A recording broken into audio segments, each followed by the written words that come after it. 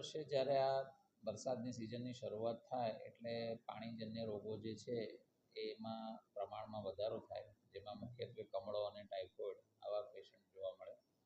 ચાલુ વર્ષે પણ એ જ પ્રમાણે હાલ કમળાના કેસમાં અને ટાઇફોઇડના કેસીસમાં થોડો વધારો જોવા મળી રહ્યો છે.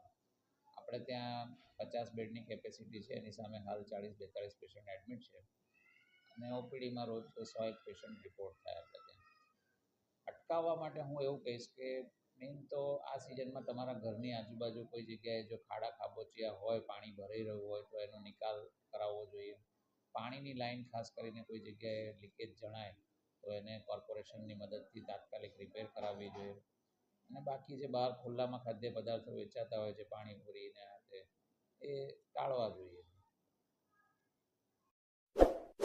इस वीडियो को लाइक करें, हमारे चैनल को सब्सक्राइब कर बेल आइकन जरूर प्रेस करें